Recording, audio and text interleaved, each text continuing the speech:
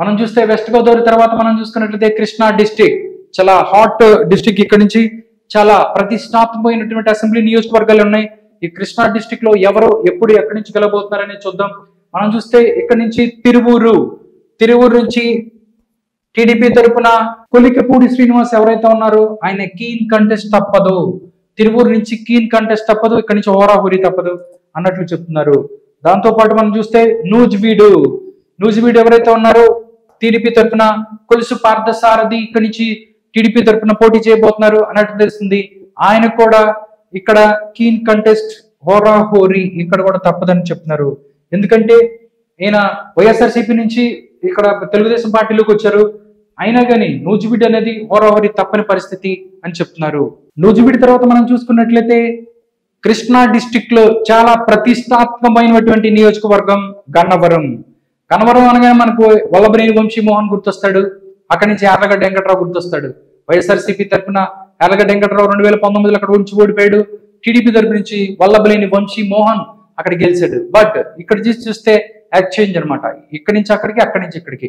అయితే టీడీపీ తరపున ఇప్పుడు యార్లగడ్డ వెంకట్రావు ఇక్కడి నుంచి పోటీ చేయబోతున్నాడు. గన్నవరానికి సంబంధించి ఇంకా అక్కడ టికెట్ ఎవరికి అనేది ఇవ్వలేదు. బట్ వల్లభనేని వంశీమోహన్ అయినా ఇంకొకళ్ళైనా గన్నవరం నుంచి యార్లగడ్డ వెంకట్రావు గెలవబోతున్నాడు. గన్నవరం నుంచి యార్లగడ్డ వెంకట్రావు ఇక్కడి నుంచి గెలిచే అవకాశం ఉంది అన్నట్లు చెప్తున్నారు. అన్నిటికన్నా చాలా హాట్ నియోజకవర్గం మనం చూస్తే గుడివాడ అనగానే మనకు గుర్తొచ్చేది కొడాలి నాని. ఎవరైతే మంత్రిగా పనిచేశారో వైఎస్ఆర్సీపీలో చాలా రోజుల నుంచి వరుసగా 4 సార్లు గెలుచుకుంటూ వచ్చారు గుడివాడ నుంచి. బట్ ఇప్పుడు చూస్తే సిచ్యువేషన్ చేంజ్. మొత్తం గన్నవరానికి సంబంధించి 2-3 అభ్యర్థిత్వాన్ని పరిశీలిస్తున్నారు వైఎస్ఆర్సీపీ.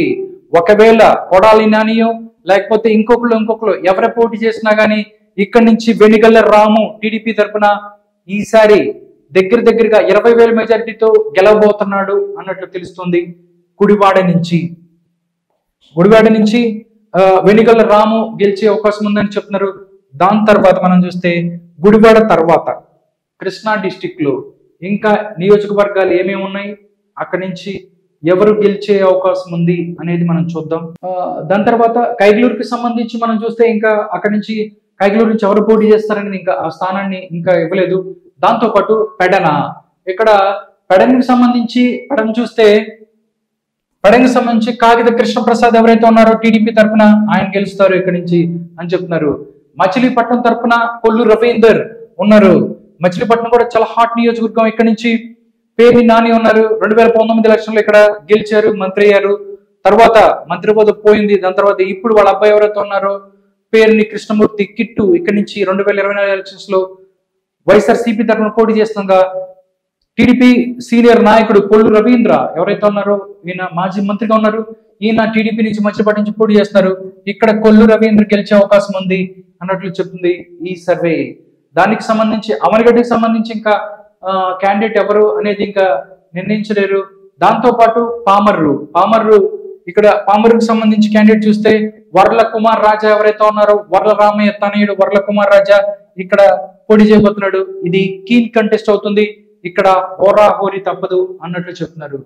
దాంతో పాటు పెనమలూరు టీడీపీకి సంబంధించి పెనమలూరు కూడా ఇంకా ఎవరు అనేది ఇంకా చెప్పలేదు. దాంతో పాటు మనం చూస్తే విజయవాడ వెస్ట్ ఎవరనేది కూడా ఇంకా దానికి తేలలేదు. దాంతో పాటు విజయవాడ సెంట్రల్ నుంచి టీడీపీ తరపున బోండా ఉమామహేశ్వర ఎవరైతే ఉన్నారో ఆయన గెలుస్తారు. 100% ఆయన గెలుస్తారు.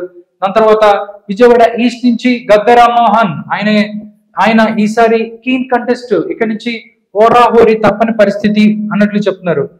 దాని తర్వాత మనం చూస్తే మైలవరం చూస్తే ఇంకా అక్కడ మైలవరం నుంచి ఎవరికి అభ్యర్థిత్వాన్ని ప్రకటించిన పరిస్థితి.